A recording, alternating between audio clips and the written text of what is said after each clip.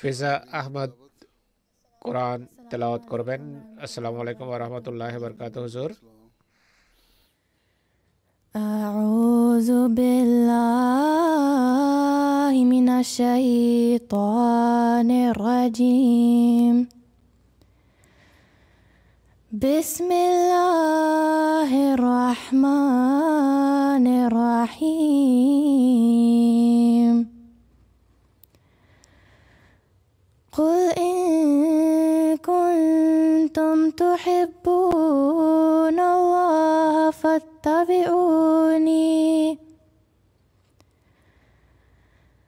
فاتبعوني يحببكم الله ويغفر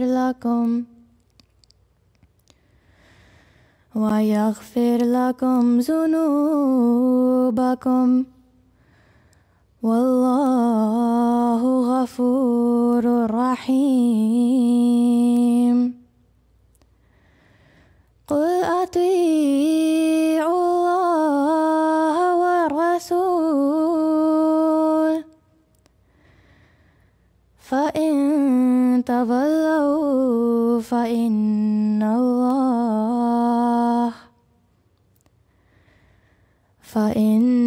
الله لا يحب الكافرين. ইংরেজি অনুবাদ করছি। আমি বিতাড়িত শয়তান থেকে আল্লাহর আশ্রয় প্রার্থনা করছি। আল্লাহর নামে যিনি অযাচিত দানকারী, বারবার কৃপাকারী। তুমি বলো, যদি তোমরা আল্লাহকে ভালোবাসতে চাও তাহলে আমার অনুসরণ করো, তাহলে আল্লাহ তোমাদের ভালোবাসবেন আর তোমাদের ভুল ভ্রান্তি ক্ষমা করবেন।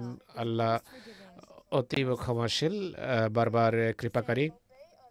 তুমি বলো, আল্লাহর আনুগত্য করো এবং রসুলের আনুগত্য করো, কিন্তু যদি তারা মুখ ফিরিয়ে এনে তাহলে জেনে রাখো যে আল্লাহ তাআলা অবিশ্বাসীদের ভালোবাসেন না। সূরা আলে ইমরান 3 নম্বর সূরা 32 এবং 33 নম্বর আয়াত। ফিজা, তুমি কে? अच्छा, तर्जुमा सादिया चौधरी, उर्दू।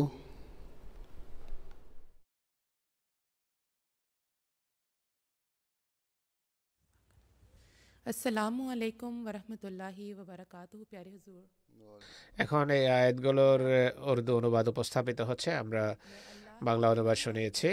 पुकारे हुए शैतान से अल्लाह के नाम के साथ जो बेइंतहा रहम करने वाला, बिन मांगे देने वाला और बार बार रहम करने वाला है। तू कह दे, अगर तुम अल्लाह से मोहब्बत करते हो तो मेरी पैरवी करो। अल्लाह तुमसे मोहब्बत करेगा और तुम्हारे गुनाह बख्श देगा, और अल्लाह बहुत बख्शने वाला और बार बार रहम करने वाला है।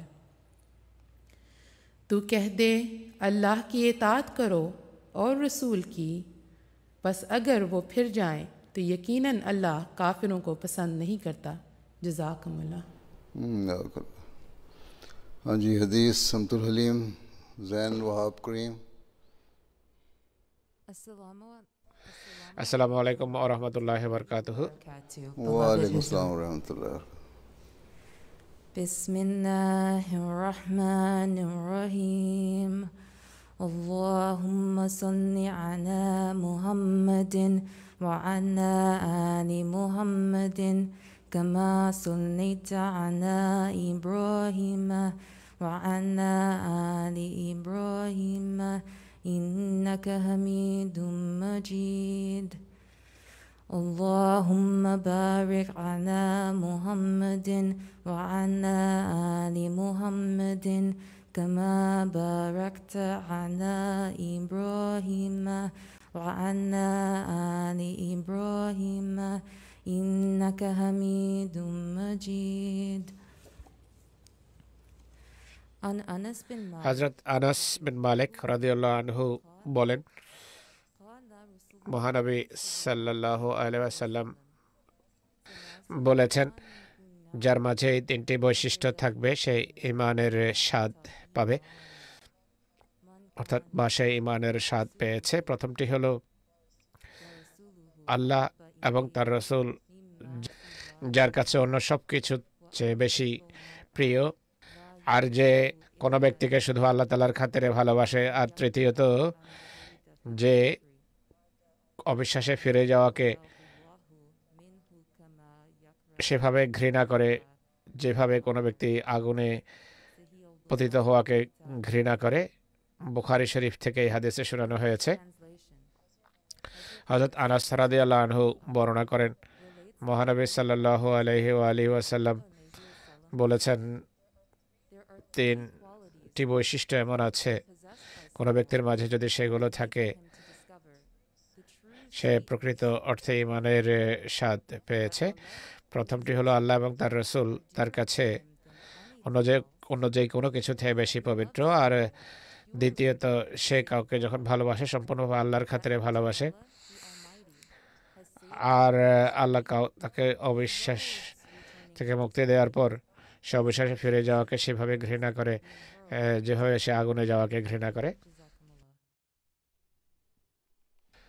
তুমি কি ওয়াহাব আদমের দৈহিত্রী? তিনি বললেন যে জি।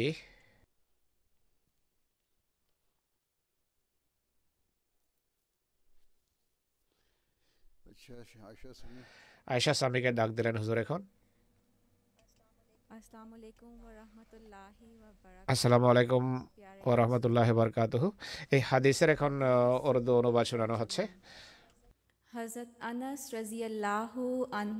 रज़ियल्लाहु ताला अन्हो से रवायत है कि रसूलुल्लाह सल्लल्लाहु अलैहि वसल्लम ने फरमाया, तीन बातें जिसमें हों वो ईमान का मज़ा पा लेता है। वो शख्स जिसको अल्लाह और उसका रसूल सल्लल्लाहु अलैहि वसल्लम दूसरी तमाम चीज़ों से बढ़कर प्यारे हों, और वो जो किसी शख्स से मोहब्बत रखे और महज अल्लाह ताला ही के लिए उससे मोहब्बत रखे, और वो जिसको अल्लाह ताला ने कुफ़र से छुड़ाया हो और फिर उसके बाद वो कुफ़र में लौटना ऐसा ही नापसंद करे जैसा आग में डाला जाना। जज़ाकुमुल्लाह। अच्छा, जज़ाकल्लाह। अच्छा, हम तो शाफी इत्तिबात हज़रत मसीह अलैहिस्सलाम।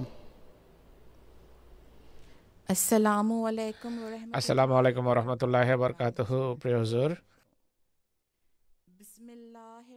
বিসমিল্লাহির রহমানির রহিম। নাহমাদুহু ওয়া নুসাল্লি আলা রাসূলিহিল কারীম ওয়া আলা আবদিহিল মাসিহিল মাউদ। হযরত মসিহে মাউদ আলাইহিস সালাতু ওয়াস সালাম বলেন, বস্তুত এই কথা এখন ভালোভাবে বোঝা যায় যে খোদার প্রেমাস্পদ হওয়া, খোদার প্রিয় হওয়া মানব জীবনের মূল লক্ষ্য এবং উদ্দেশ্য হওয়া উচিত। কেননা যতক্ষণ খোদার প্রিয় ভাজন না হবে, খোদার ভালোবাসা যদি লাভ না হয়, তাহলে মানুষ সফল জীবন যাপন করতে পারে না। এই বিষয়টি ততক্ষণ সৃষ্টি হওয়া সম্ভব নয় যতক্ষণ পর্যন্ত মুহাম্মদ সাল্লাল্লাহু আলাইহি ইসলামের প্রকৃত অর্থে অনুসরণ না করবে। আর রাসূলুল্লাহ সাল্লাল্লাহু আলাইহি ওয়াসাল্লাম নিজ আমল বা কর্মের মাধ্যমে দেখিয়েছেন যে ইসলাম কি বা ইসলাম কাকে বলে। সুতরাং তোমরা সেই ইসলাম নিজেদের মাঝে সৃষ্টি করো যেন তোমরা খোদার প্রিয় ভাজন হতে পারো। মালফুজাত, দ্বিতীয় খণ্ড, পৃষ্ঠা 70।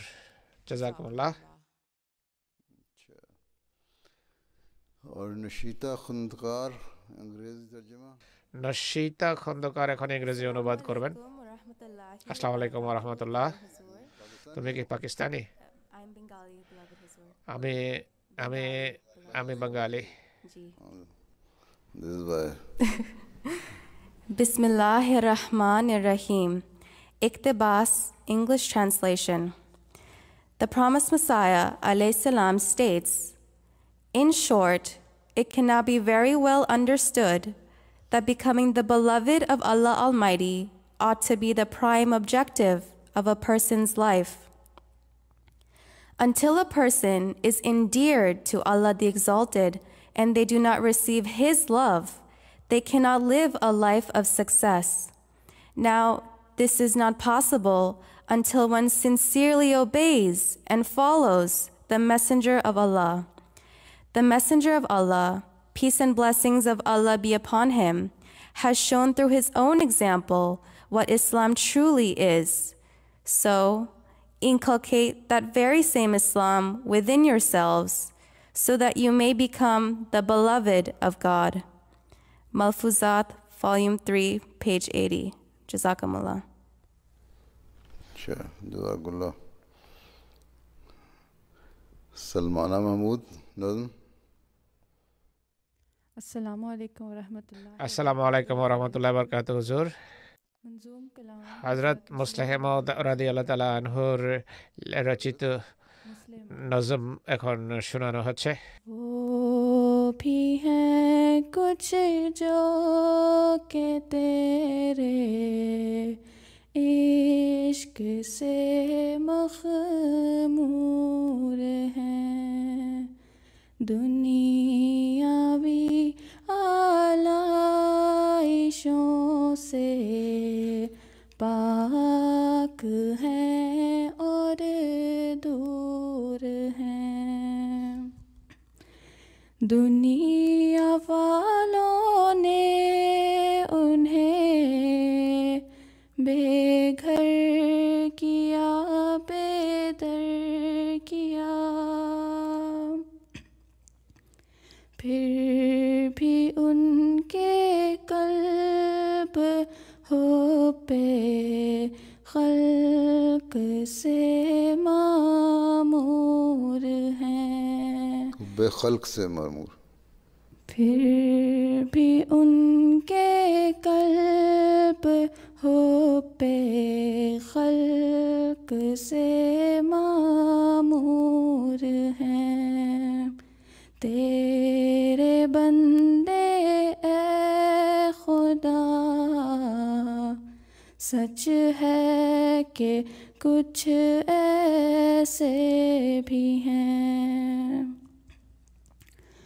बादाए इरफां से तेरी उनके सर मखमूर हैं, जज़्बाए उल्फत से तेरे उनके दिल मामूर हैं, उनके सीनों में उठा करते हैं तूफान रात दिन, वो ज़माने भर में दीवाने तेरे मशहूर हैं। तेरे बंदे ए खुदा, सच है कि कुछ ऐसे भी हैं, दुनियावी आलाइशों से पाक हैं और दूर हैं। जज़ाकुमुल्लाह। Jazakallah. Any translation for you, Ahmed? Assalamu alaikum wa rahmatullahi wa barakatuhu, beloved Hazur. Wa alaikum assalam.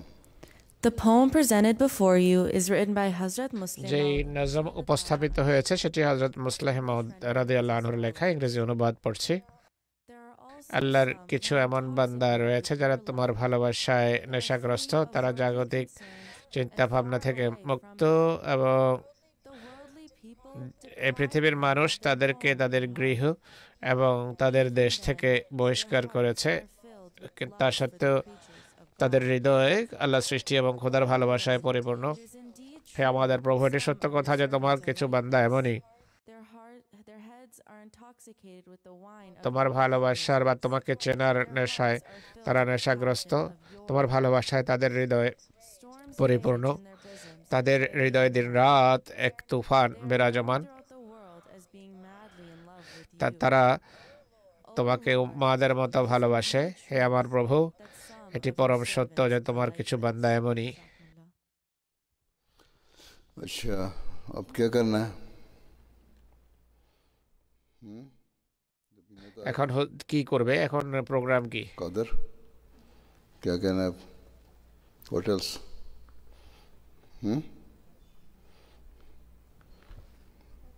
सवाल करना? किसके पास माइक्रोफोन है? किसने करना है? करो।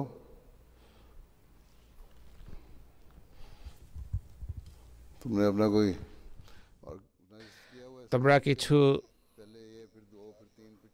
ব্যবস্থা করেছো কি? প্রথমে কে আসবে, তারপর কে, আর এরপর কে? বলা হলো যে ধারাবাহিকভাবে আসবে। আমরা রিহার্সাল করেছি। হুজুর বললেন যে আরম্ভ করুন। হুজুর, আসসালামু আলাইকুম, আমার নাম রেদা ইমান আহমদ। কোভিড মহামারীর পর হুজুর সফরের জন্য প্রথম দেশ হিসাবে আমেরিকাকে বেছে নিয়েছেন। হুজুর কিভাবে সিদ্ধান্ত করেন যে কোন দেশে যাবেন আর কখন যাবেন?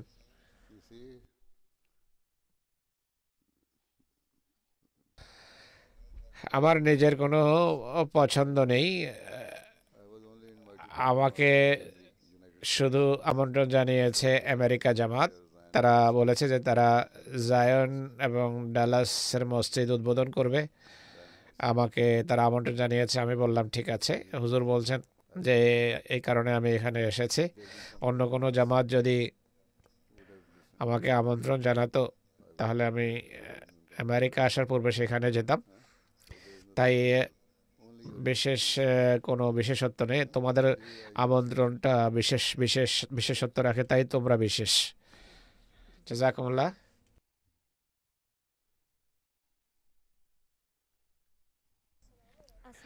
আসসালামু আলাইকুম হুজুর। আমার নাম সৈয়দা ওয়াসিমুস সাদাফ। প্রশ্ন হলো,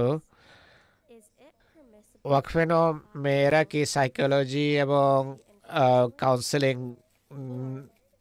নিতে পারে কিনা, নাকি ডাক্তার এবং শিক্ষক হওয়ার উপর জোর দেওয়া উচিত? হুজুর বলছেন যে সব সাবজেক্ট বা সব এমন বিষয় যা মানব জাতির জন্য কল্যাণকর, ওয়াকফাতে মেয়েরা সেসব বিষয়ে পড়াশোনা করতে পারে।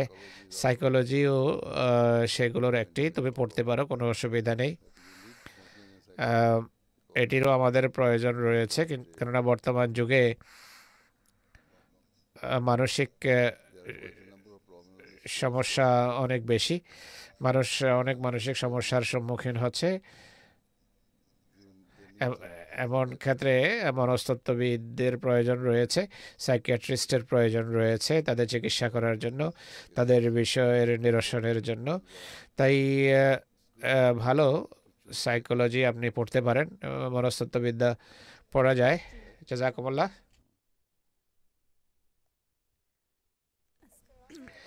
আসসালামু আলাইকুম হুজুর, আমার নাম মনিফা ইমান তারেক। আমার প্রশ্ন হলো, আল্লাহ তাআলা কি কোথায় উল্লেখ করেছেন যে ফেরেশতা পরস্পরের সাথে কিভাবে মত বিনিময় করে বা যোগাযোগ করে?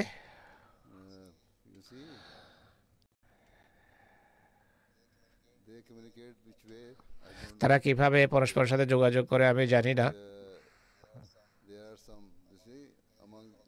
ফেরেশতাদের মাঝেও কিছু ফেরেশতা এমন আছে যারা উচ্চ পদমর্যাদা রাখে, যেমন জিব্রাইল, মিকাইল, ইসরাফিল, মিকাইল, যাদেরকে আমরা জানি, যাদের নাম আমরা জানি। আর তাদের অধীনস্থ কিছু ফেরেশতা আছে যারা তাদের অধীনে কাজ করে। তারা কিভাবে একে অন্যের সাথে যোগাযোগ করে আল্লাহ ভালো জানেন, কিন্তু সিস্টেম আছে। তারা অধীনস্থদের বলে যে এই বাণী পৌঁছাও, অমুক ব্যক্তির কাছে পৌঁছাও, নিমেষে এমনটি হয়ে যায়। তারা যদি সারা বিশ্বে বার্তা পৌঁছাতে চায়, সব একই সময় সেই বাণী পৌঁছে। দিন রাত ফেরেশতারা তাদের দায়িত্ব পালন করছে। ঠিক আছে।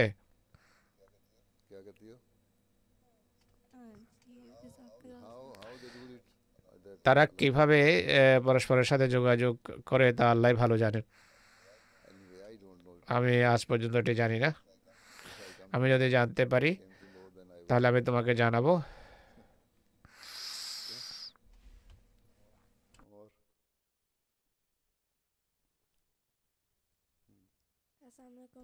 আসসালামু আলাইকুম হুজুর, আমার নাম নাবা আহমদ।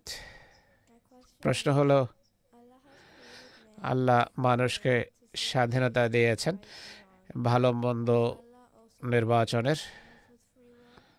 আল্লাহ তাআলা কি পশু বা নিম্ন প্রজাতির প্রাণীকেও স্বাধীনতা দিয়েছেন কিনা? স্বাধীন চিন্তা বা স্বাধীন সিদ্ধান্তের সুযোগ দিয়েছেন না? হুজুর বলছেন যে আল্লাহ তোমাকে স্বাধীনতা দিয়েছেন, তুমি স্বাধীন কোনো কিছু গ্রহণ বা বর্জনের ক্ষেত্রে পরিষ্কারভাবে আল্লাহ জানিয়ে দিয়েছেন তোমাকে যে এগুলো ভালো, এগুলো মন্দ, এগুলো ভালো জিনিস, ভালো বিষয়। তুমি যদি ভালো কাজ করো তাহলে তুমি পুরস্কৃত হবে। এগুলো মন্দ বিষয়, এগুলোতে লিপ্ত হলে তুমি শয়তানকে অনুসরণ করছো, তাই এর জন্য তোমাকে শাস্তি দেওয়া হবে। বা আল্লাহ যদি চান তোমাকে ক্ষমাও করতে পারেন। কিন্তু মানুষের নিম্ন স্তরের যে প্রাণী আছে তাদের কোনো স্বাধীনতা নেই। তাদের তাদের স্বাধীন চিন্তা তাই আছে যা তাদের প্রকৃতিতে অন্তর্নিহিত আছে। তারা তাই করে যা আল্লাহ যার জন্য তাদের সৃষ্টি করেছেন।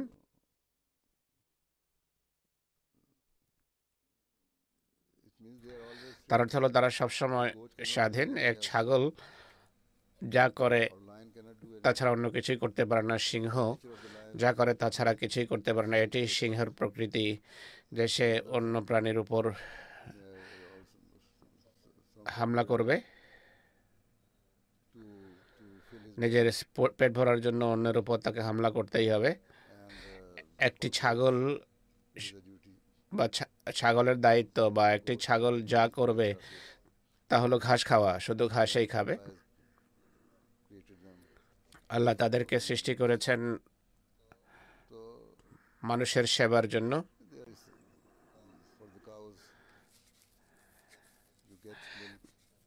গাভী তোমাদেরকে দুধ দিয়ে থাকে, গাভীর মাংস খাও। মোরগ এবং মুরগির তোমরা মাংস খেয়ে থাকো। আল্লাহ তাআলা প্রত্যেক প্রাণী মানুষের কল্যাণের জন্য সৃষ্টি করেছেন।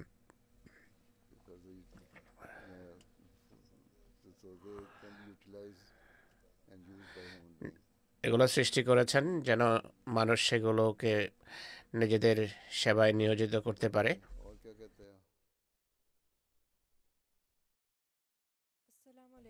আসসালামু আলাইকুম হুজুর, আমার নাম মাহিন ওয়ারাইজ। প্রশ্ন হলো, আল্লাহর গুণাবলী কিভাবে আমরা প্রাত্যহিক জীবনে অবলম্বন করতে পারি? তুমি যদি আল্লাহ তাআলার নাম পড়তে থাকো আর সেগুলোর অর্থ জানো, তাহলে এটি তোমার অভ্যাস হয়ে যাবে। তুমি আল্লাহর গুণাবলী পড়তে অভ্যস্ত হয়ে যাবা। যখনই আল্লাহর সাহায্যের প্রয়োজন হয় বা আল্লাহ যদি তোমার দোয়া গ্রহণ করতে চান কোনো বিষয়ে, তাহলে সেই বিশেষ গুণবাচক নাম পড়বে যা তোমার সেই বিশেষ বিষয়ের সাথে বা পরিস্থিতির সাথে সম্পর্ক রাখে। তো তুমি যদি নামের অর্থ জানো, আল্লাহর নামগুলো যদি তুমি জানো, প্রতিদিন পড়তে পারো বা বিছানা যাওয়ার পূর্বে পড়তে পারো সেই নামগুলো। বই থেকে তুমি তার ৯৯টা নাম যা বইতে দেয়া আছে, দোয়ার বইতে, সেগুলো পড়তে পারো। যখনই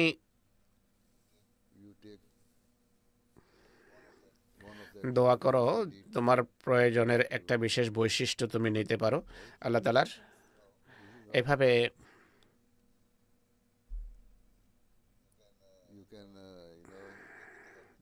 তুমি অভ্যস্ত হতে পারো।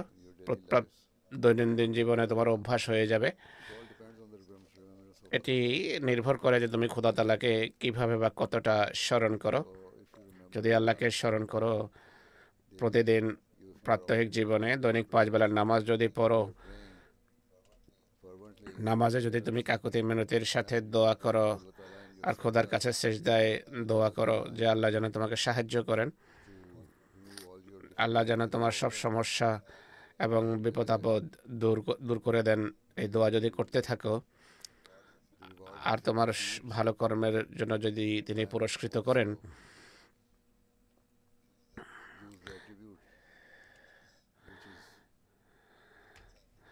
আর একই সাথে তুমি আল্লাহর যেই গুণবাচক নামকে তোমার সমস্যার সাথে সম্পর্কিত মনে করো, সেই নামের দোহাই দিয়ে যদি দোয়া করতে থাকো, তাহলে এভাবে তুমি খোদার গুণাবলী বুঝতে পারবে এবং সেইগুলোর বরাতে দোয়া করতে থাকবে। ঠিক আছে? জি হুজুর।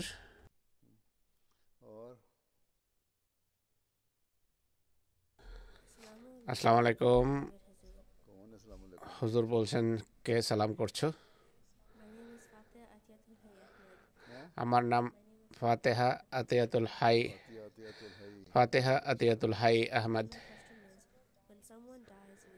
কেউ মারা গেলে আমরা ইন্না লিল্লাহি ওয়া ইন্না ইলাইহি রাজিউন পড়ি। কোনো জিনিস যখন হারিয়ে যায় তখন কেন আমরা এটি পড়ি?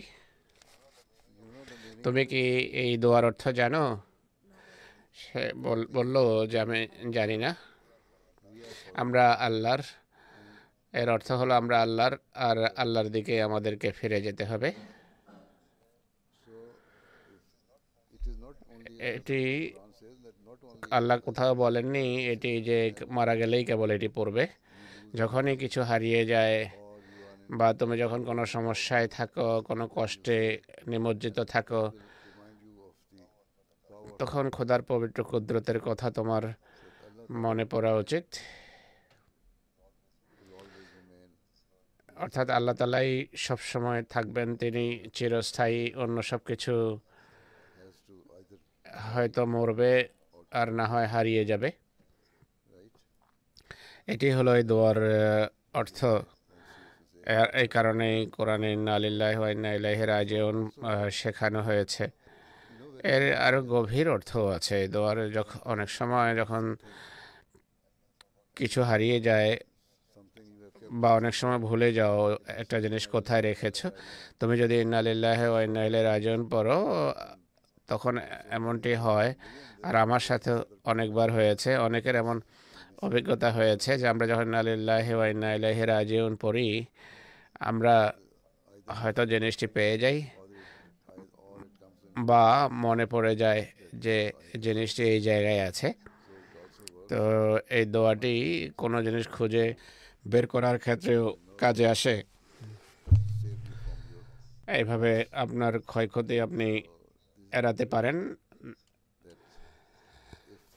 একজন ব্যক্তি যিনি মারা যান, যার উপর আমি নির্ভর করতাম, তার মৃত্যুতে আমি খুবই দুঃখ ভারাক্রান্ত। কিন্তু আল্লাহ তাআলা আছেন, তিনি আমার দেখাশোনা করবেন, তিনি আমায় রক্ষা করবেন। হযরত মসিহ ইসলামের পিতা যখন মারা যান, তারও একই অবস্থা হয়, সেক্ষেত্রে একই অবস্থা ঘটে। তিনি খুবই দুঃখ ভারাক্রান্ত এবং চিন্তিত ছিলেন, কারণ তিনি কোনো কাজ করতেন না। তার জীবিকা পিতার জীবনের সাথে সম্পৃক্ত ছিল। তিনি যখন খোদার কাছে দোয়া করলেন যে আল্লাহ আমি কি করব, ইন্না লিল্লাহ পড়েছেন, তখন আল্লাহর পক্ষ থেকে তার প্রতি ইলহাম হয় যে আলাইসাল্লাহু বিকাফিন আবদা, আল্লাহ কি তার বান্দার জন্য যথেষ্ট নন? তুমি খোদার বান্দা, তাই খোদা তাআলাই তোমার জন্য যথেষ্ট। এভাবে আল্লাহ তাআলা তাকে আশ্বস্ত করেছেন, তাকে প্রবোধ দিয়েছেন। তো এই দোয়াতে মানুষ এইভাবে আশ্বস্ত হয়, মানুষ নিশ্চিন্ত হয়। এই কারণে আমরা ইন্না লিল্লাহ পড়ি।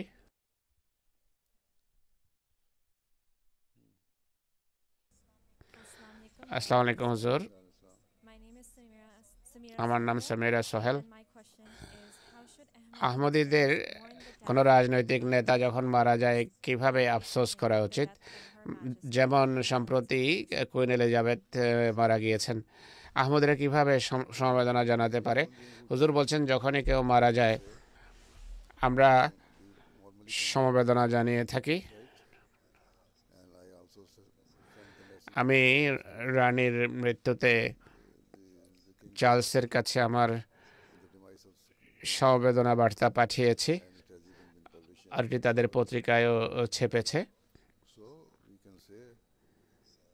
আমরা বলতে পারি যে আমরা দুঃখ ভারাক্রান্ত। আল্লাহ তাআলা কৃপা করুন প্রয়াত আত্মার ওপর। আর এভাবে মৃতদের জন্য আমরা দুঃখ প্রকাশ করতে পারি, তারা মুসলমান হোক বা না হোক। আল্লাহ তাআলা বলছেন, আমি কাফেরদের ক্ষমা করব না, যদিও আল্লাহর ক্ষমা করার ক্ষমতা আছে, কিন্তু তার কথার কারণে আমরা তাদের জন্য দোয়া করি না। কিন্তু আল্লাহ তাআলা অন্যদের জন্য দোয়া করতে বারণ করেননি যখন তারা মারা যায়। আমরা শুধু জানাজা পড়ি না, কিন্তু আমরা আমাদের সহানুভূতি জানাতে পারি, সমবেদনা জানাতে পারি, আমরা আবেগ অনুভূতি প্রকাশ করতে পারি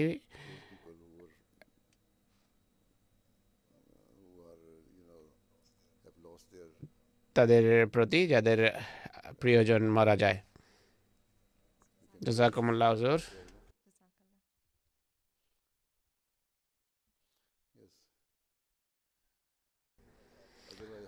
অথবা আপনার এই কথা বলা ঠিক হবে না যে সব ভালোবাসা সবার জন্য, ঘৃণা করার জন্য নয়। ভালোবাসার অর্থ হলো মানুষকে ভালোবাসতে হবে, মানব জাতিকে ভালোবাসতে হবে, আর এটি ভালোবাসা প্রকাশের একটি মাধ্যম।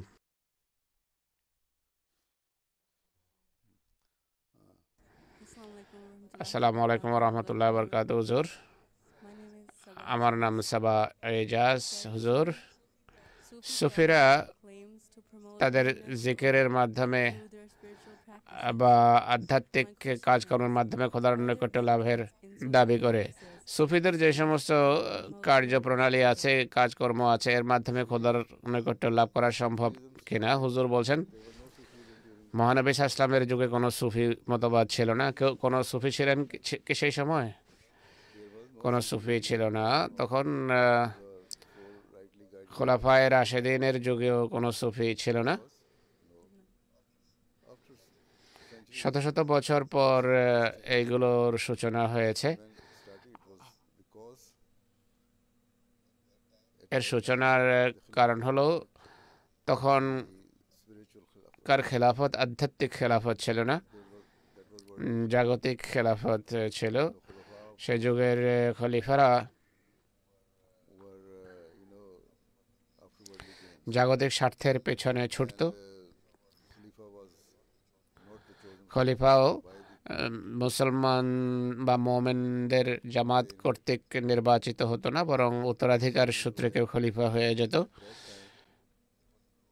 সে কারণে মানুষের একটা শ্রেণী তখন দণ্ডায়মান হয়, বলে যে আমরা আধ্যাত্মিকতার সাথে সম্পর্ক রাখি, আমরা মানুষকে বলবো যে সত্যিকার ধর্ম কি বা ধর্মের প্রকৃত প্রেরণা কি, শিক্ষা কি, দোয়ার বা ইবাদতের প্রকৃত মর্ম কি, এটা আমরা মানুষকে জানাবো।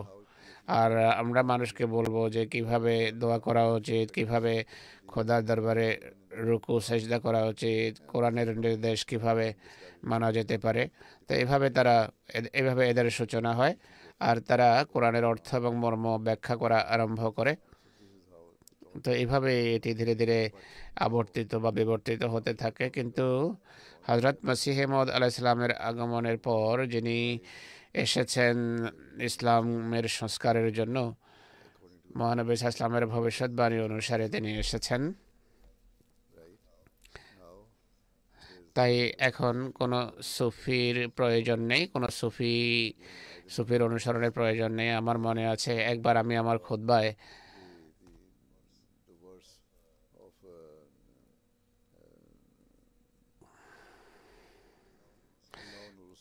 আল্লাহু নূরুস সামাওয়াতি ওয়াল আরদের ব্যাখ্যা করেছি। এক আরব আহমদি যে সদ্য বয়াত করেছে, সে বলে, আমি সুফি মতবাদের অনুসারী ছিলাম, কিন্তু আপনার খুতবা শোনার পর আমি নিশ্চিত করে বলতে পারি যে মসিহ মউদের চেয়ে বড় কোনো সুফি নেই। তিনি কোরআন যেভাবে ব্যাখ্যা করেছেন, তিনি যেভাবে কোরআন ব্যাখ্যা করেছেন, তার বর্তমানে আমাদের অন্য কোনো সুফির প্রয়োজন নেই। আর এখনকার খেলাফতে রাশেদা, যতদিন এটি খেলাফতে রাশেদা থাকবে ততদিন কোনো সুফি মতবাদের প্রয়োজন নেই। এটি অতীতের প্রয়োজন ছিল, যা পূরণ হয়েছে, বর্তমানের নয়।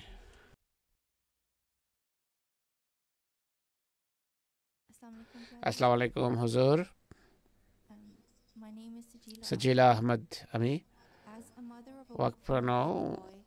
সজিলা আহমদ কোথায় হুজুর জিজ্ঞেস করছেন? ওয়াকফেনাও শিশুর বা ওয়াকফেনা বালকের মা হিসেবে বিশেষ কোনো কার্যকলাপ আছে কিনা?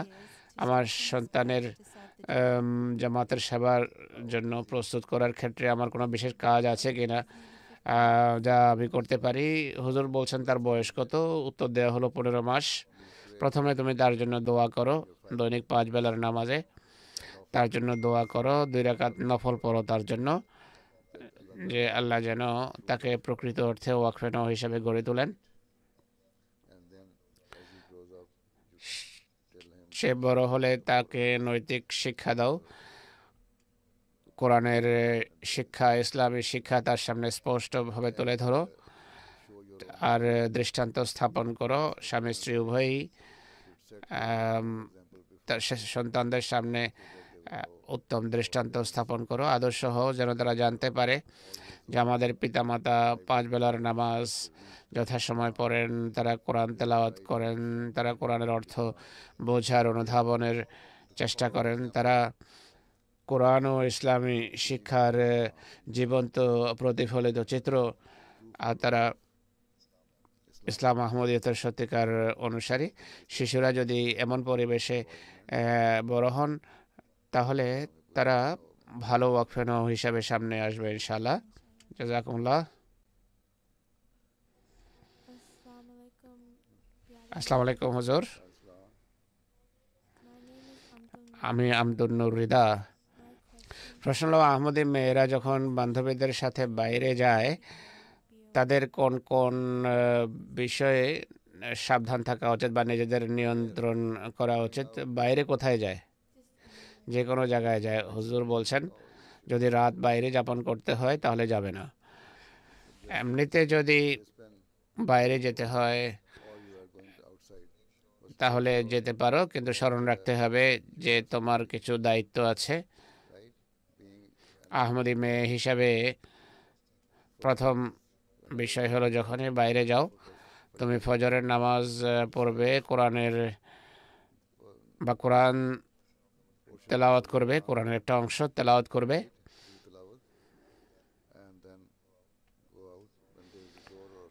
এরপর হয়তো বাইরে যাওয়ার থাকলে যাবে, জোহর আসর নামাজের সময় যখন হয় নামাজ পড়বে, বা মাগরিব এশার সময় যদি হয়ে যায় এর মাঝে নামাজ পড়বে। আর গাম্ভীর্যের সাথে কথাবার্তা বলবে, নিজের সম্মান বজায় রেখে কথা বলবে এবং বাজে কথা বলবে না। আহমদি মেয়ে এবং আহমদি ছেলে সব, কোনো আহমদেরই লুজ কথাবার্তা বলা উচিত নয়। দৃষ্টান্ত স্থাপন করতে হবে, তাহলে তারা মেয়েরা বুঝবে যে কারো কাছে যদি আধ্যাত্মিকতা শিখতে হয়, ধর্ম শিখতে হয়, নৈতিকতা শিখতে হয়, তাহলে আমতুন নূরের কাছে শিখতে পারো। এই হলো সেসব বিষয় যা বাইরে যাওয়ার সময় তোমাকে স্মরণ রাখতে হবে।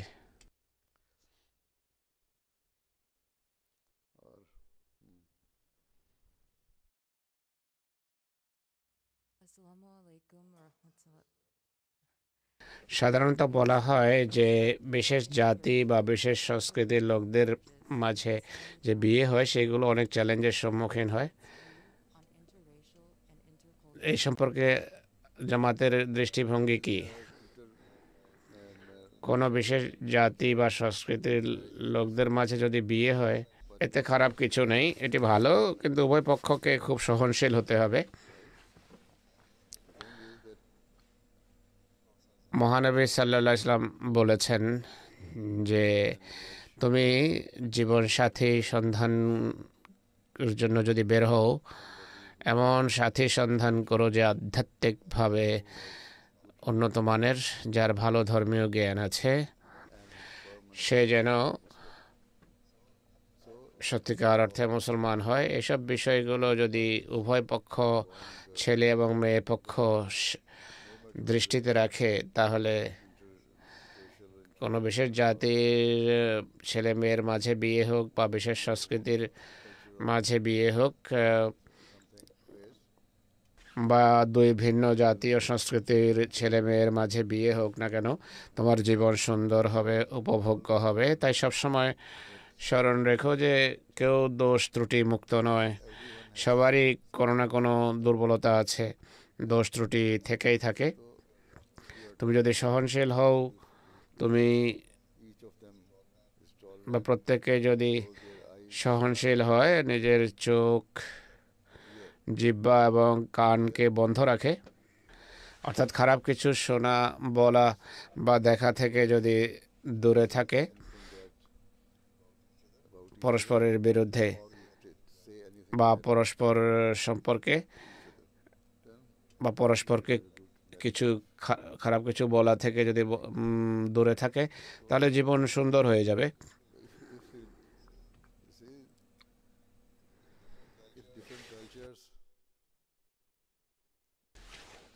এমন দুটো ভিন্ন সংস্কৃতির ছেলে এবং মেয়ের যদি বিয়ে হয়, তাহলে এটি ভালো আহমদি পরিবেশ হবে, আর এটি আমাদের সৃষ্টি করার চেষ্টা করা উচিত। এটি আমি বিশ্বাস করি, আর ইসলামও এটি বলে। কিন্তু স্মরণ রাখতে হবে যে মানুষের মাঝে দুর্বলতা আছে। অনেক সময় মানুষ এইভাবে সঠিক এবং ভালো ব্যবহার করতে পারে না।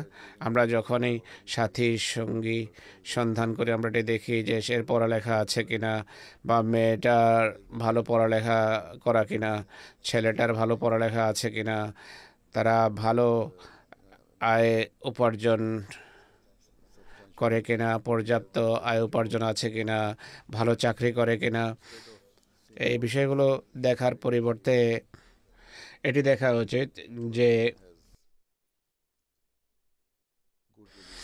লোকটির ভালো ধর্মীয় পটভূমি আছে কিনা বা ধর্মীয় শিক্ষার উপর আমল করে কিনা। তুমি বলছো যে আমার মা ঘানার সাথে সম্পর্ক রাখেন। তিনি বলেন যে ইসলামাবাদের মসজিদ মুবারক টুমালের একটি কুঁড়ে ঘরের কথা স্মরণ করায়। হুজুর বলছেন যে এটি কেন বলছো, মসজিদের সেইটির কারণে? সে উত্তর দিল যে জি। হুজুর বলেন যে না, ধারণা ঠিক নয়। ইসলামাবাদের মসজিদ মুবারকের যে স্ট্রাকচার টুমালের সেই কুঁড়ে ঘর থেকে অনেক বেশি উন্নত।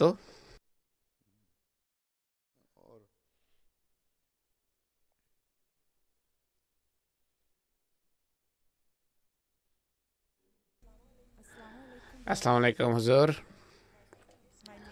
আমার নাম রামিয়া চৌধুরী। আমার প্রশ্ন হলো, হজরত মসিহ মউদ আলাইহিসসালামের একটা এলহাম আছে।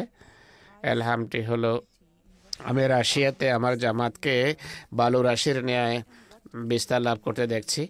এই স্বপ্ন পূরণের ক্ষেত্রে ওয়াকফেনও কীভাবে ভূমিকা রাখতে পারে? হুজুর বলছেন যে আমি ইতিমধ্যেই তোমাদেরকে বলেছি যে তোমরা ওয়াকফে নাও। তোমাদের সবসময় স্মরণ রাখতে হবে যে তোমাদের দায়িত্ব কি। আমি এ বিষয়ে বিস্তারিত খুতবা দিয়েছি 5 বা 6 বছর পূর্বে। ওয়াকফে নেওয়ার দায়িত্ব কি সেই সংক্রান্ত একটা খুতবা দিয়েছি। সেগুলো যদি মেনে চলো, তাহলে তোমাদের প্রথমে নিজেদের দৃষ্টান্ত স্থাপন করতে হবে। আধ্যাত্মিক এবং নৈতিকভাবে উন্নত মানের হতে হবে তোমাদেরকে। সবসময় খোদা তাআলাকে স্মরণ রেখো নিজের যে কোনো কাজের ক্ষেত্রে, কাজের সময়। এছাড়া তোমাদের দায়িত্ব হলো তাবলীগ করা। যদি রাশিয়া যাওয়ার সুযোগ হয় তোমার, অর্থাৎ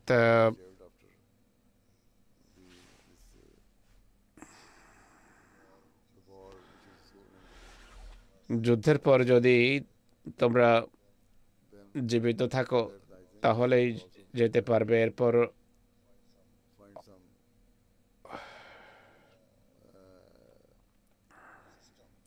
রাশিয়ানদের নিজেদের জন্য কল্যাণকর কোনো ব্যবস্থাপনার সন্ধান থাকবে, এমন সময়ে তাদেরকে তোমার তাবলীগ করা উচিত। প্রথমে আত্মসংশোধন করো, দ্বিতীয়ত তাবলীগ করো।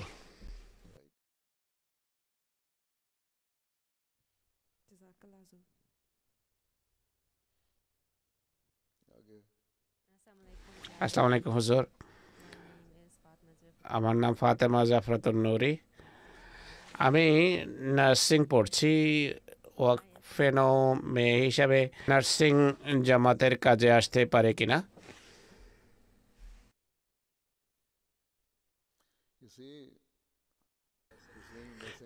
নার্সিং একটা ভালো ফিল্ড। মানবতার জন্য যেই ফিল্ডে ভালো হোক না কেন, সেটি দরকার। তুমি এইভাবে মানুষ সেবা করতে পারো। তুমি ডাক্তার, নার্স বা শিক্ষক বা শিক্ষিকা হিসাবে বা অন্য যে কোনো ক্ষেত্র যার ভিত্তিতে, যার মাধ্যমে মানব জাতির সেবা করতে পারো, যা মানব জাতির সেবার কাজে লাগতে পারে, ওয়াকফেনো হিসাবে সেটি দরকার। তো কিন্তু তোমার মূল লক্ষ্য হওয়া উচিত প্রথমে আত্মসংশোধন করো। তোমার নিজের মাঝে পরিবর্তন আসতে হবে, আর খোদার সাথে সুসম্পর্ক থাকতে হবে। আধ্যাত্মিক এবং নৈতিকভাবে অন্যদের জন্য তোমাকে দৃষ্টান্ত হতে হবে। এটি হলো মূল বিষয়। এছাড়া তুমি যা চাও করতে পারো।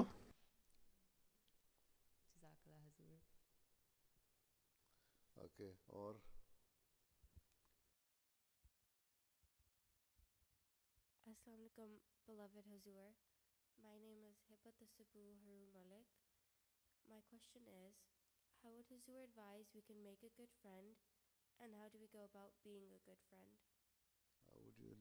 আমরা কিভাবে ভালো বন্ধু নির্বাচন করতে পারি? তুমি এক আহমদি বালিকা, আহমদি মুসলমান মেয়ে, আহমদি মুসলমান মেয়ে। তুমি ভালো মন্দের পার্থক্য জানো। তুমি তোমার দায়িত্ব, কর্তব্য সম্পর্কেও জ্ঞান রাখো। তুমি জানো আল্লাহ তোমাকে কি নির্দেশ বা শিক্ষা দিয়েছেন। মানুষের জীবনের দুটো মূল উদ্দেশ্য সম্পর্কেও তিনি জানো। যে যার জন্য মসিহ মওউদ এসেছেন তিনি তা উল্লেখ করেছেন। তিনি বলেছেন মানুষকে খোদার, স্রষ্টার নিকটতর করা হলো তার উদ্দেশ্য। দ্বিতীয় উদ্দেশ্য হলো তোমার মানুষের প্রাপ্য অধিকার প্রদান। এই দুটো যদি করো তুমি, তাহলে তুমি একজন ভালো মেয়ে, ভালো আহমদি মুসলমান, ভালো আহমদি মহিলা। যদি এই বৈশিষ্ট্য তোমার মাঝে থাকে, তাহলে যখনই বন্ধু নির্বাচন করবে,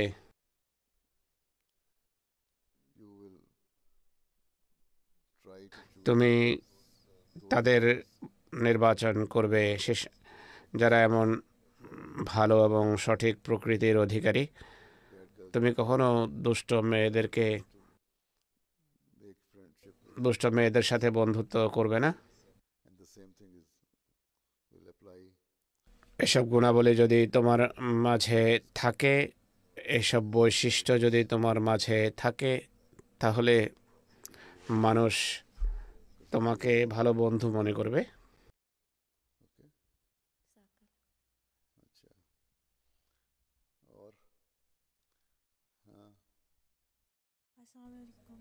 আসসালামু আলাইকুম হুজুর, আমার নাম মালাহাত খান। সম্প্রতি মা হয়েছে বা অল্প বয়স্ক মায়েদের জন্য তাদের ছেলেদের কিভাবে লালন পালন করা উচিত এই সমাজে? হুজুর বলছেন যে ছেলে এবং মেয়ের বিষয় নয়। আমি ইতিমধ্যেই তোমাদেরকে বললাম যে কিভাবে এক শিশুকে পালতে হয়। একই কথা তোমার ক্ষেত্রে প্রযোজ্য। জাযাকাল্লাহ হুজুর। তুমিও একই শ্রেণীর অন্তর্ভুক্ত, তাই না? তুমিও ওয়াকফে নাও। আমি ইতিমধ্যে দিক নির্দেশনা দিয়েছি এ বিষয়ে, সেগুলো অনুসরণ করো এবং মেনে চলো। জি হুজুর।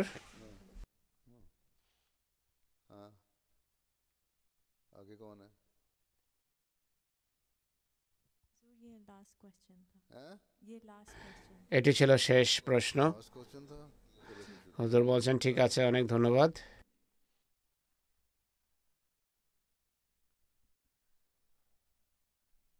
ये जो चीजें देनी है ना, হুজুর বলছেন যে হুজুরের পক্ষ থেকে কিছু তোহফা দেয়া হবে। হুজুর ডাক দিচ্ছেন যে আসো। अब मैं एक एक को देने लगा तो आप 15 मिनट लग जाएंगे। देन এক একজন করে যদি আমি দিতে থাকি 15 মিনিট লেগে যাবে। नहीं है लोगों के लिए। चलो ठीक है, दे दो। হুজুর বললেন যে এগুলো সবার হাতে তুলে দাও। गेट में से निकलती जाएंगी, एक एक चॉकलेट और एक এক একটি চকলেট আর এক একটি কলম করে তোমরা নিতে থাকো। অনেক ধন্যবাদ। আল্লাহ হাফেজ।